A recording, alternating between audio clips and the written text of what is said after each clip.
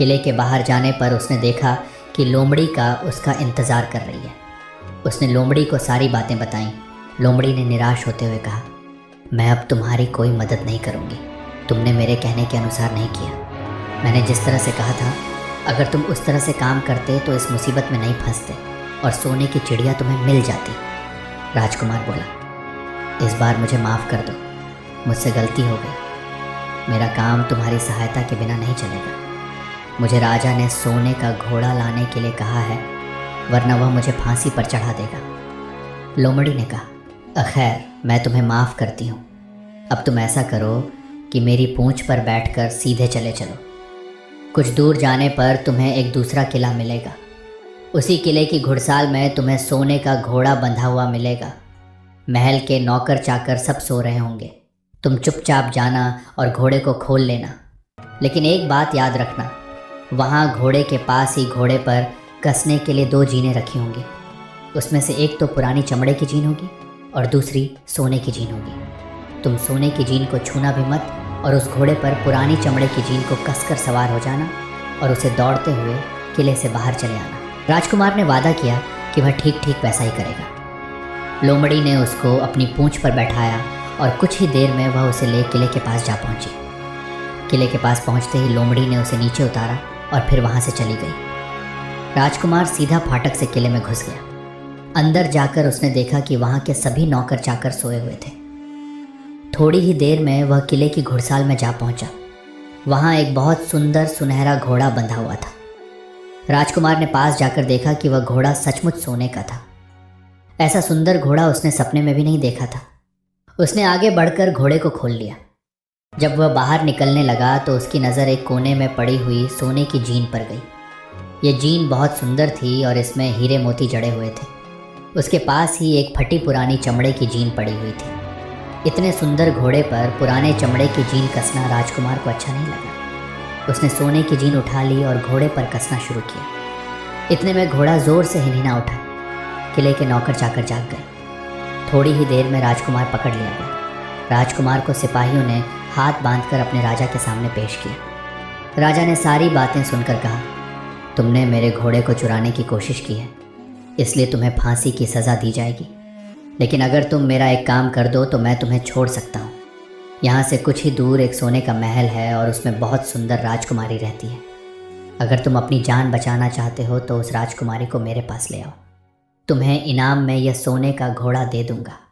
बेचारा राजकुमार, वह फिर से एक नई मुसीबत में फंस गया। उसे मजबूर होकर राजा की शर्त माननी पड़ी। अब वह सोने के महल की खोज में निकला। कुछ दूर चलने पर फिर उसे वह लोमड़ी मिली। पता नहीं कैसे लोमड़ी को सारी बातें मालूम हो गई थीं। वह बोली, देखो तुमने इस बार भी मेरी बात नहीं मानी। मेरी बात मान जाते तो यह नई मुसीबत तुम्हारे गले नहीं पड़ती। खैर, मुझे तुम पर दया आ रही है, मैं तुम्हारी मदद करूँगी। चलो, मैं तुमको सोने के महल के पास पहुँचाए देती हूँ। तुम महल के बाहर ही कहीं पीछे छिपे रहना। जब उसमें से शाम को राजकुमारी तालाब में नहाने के लिए बाहर आए तो तुम आगे बढ़कर उसका हाथ पकड़ लेना। जैसे ही तुम उसको छुओगे, राजकुमारी तुम्हारे साथ आने के लिए राजी हो जाएगी। लेकिन एक बात याद रखना, तुम उसको वहाँ से अपने साथ ले आना। उसे वापस महल में मत जाने देना। वह तुमसे कहेगी कि मैं अभी अपने माता पिता से मिलकर आती हूँ, लेकिन तुम उसकी बातों में मत आना, वरना फिर मुसीबत में फंस जाओगे।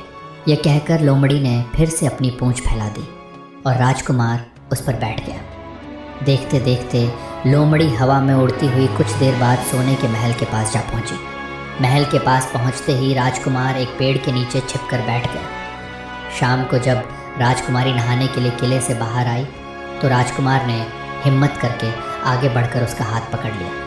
उसके छूते ही राजकुमारी उसके साथ चलने के लिए तैयार हो गई। वह बोली, राजकुमार, तुम मुझे जहाँ भी ले जाना चाहोगे मैं तुम्हारे साथ चलूँगी, लेकिन मुझे थोड़ी देर के लिए अपने माता पिता से मिल आने दो।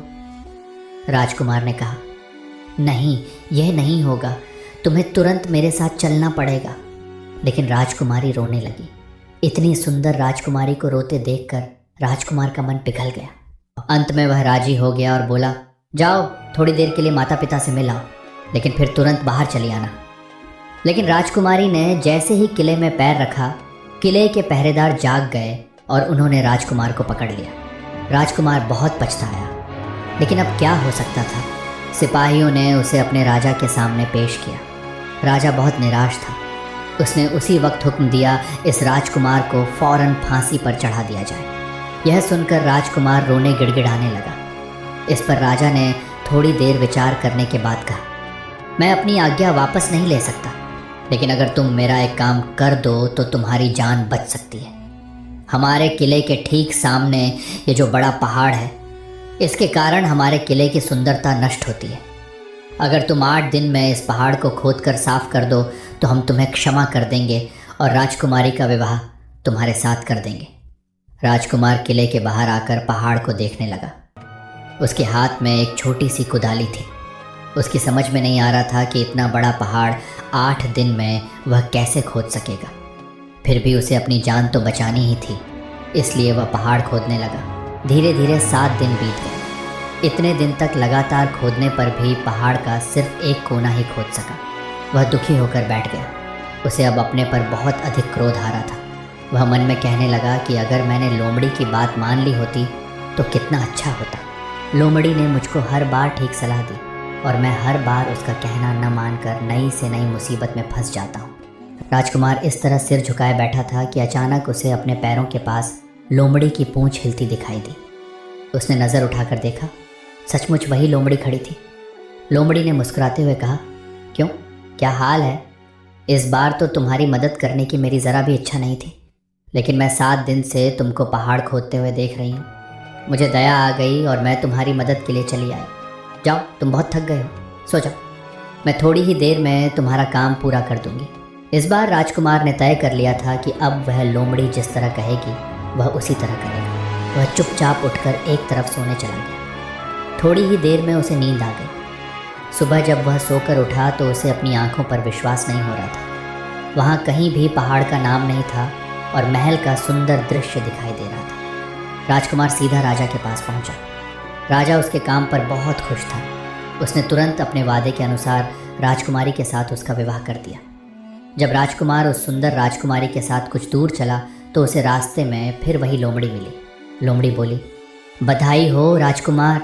राजकुमारी के साथ तुम्हें देखकर मुझे बड़ी खुशी हो रही है, लेकिन अब तुम्हें सोने का घोड़ा और सोने की चिड़िया भी प्राप्त करनी चाहिए, क्योंकि वे दोनों चीज़ें तुम्हारे ही लायक हैं और तुम उन्हें आसानी से प्राप्त कर सकते हो। लेकिन भला मुझे सोने का घोड़ा और सोने की चिड़िया कैसे मिल सकती है? मैं तो इस राजकुमारी को भी उस राजा के लिए ले जा रहा हूँ। लोमड़ी ने कहा, नहीं, तुम ऐसा काम कभी मत करना। इस राजकुमारी के साथ तुम्हारा विवाह हुआ है और यह अब तुम्हारी ही है। अगर तुम मेरे कहने के अनुसार काम करो तो तुम्हें सोने का घोड़ा और सोने की चिड़िया भी मिल सकती है। तुम पहले इस राजकुमारी को लेकर सोने के घोड़े वाले राजा के पास जाओ। राजा खुश होकर तुमको सोने का घोड़ा दे देगा। तुम घोड़े पर सवार हो जाना और सवार होकर सबसे विदा लेना। राजकुमारी से तुम सबसे बाद में विदा लेना। जैसे ही तुम राजकुमारी के पास पहुँचो, तुम उसे हाथ से पकड़कर घोड़े के ऊपर खींच लेना और घोड़े को दौड़ा देना। सोने का घोड़ा इतना तेज़ दौड़ता है कि दुनिया का तेज से तेज़ घोड़ा भी उसकी बराबरी नहीं कर सकता। जाओ, तुम पहले इतना काम पूरा करो। इसके बाद आगे का काम मैं तुम्हें बाद में बताऊंगी। मैं तुम्हें वहाँ रास्ते में मिलूंगी।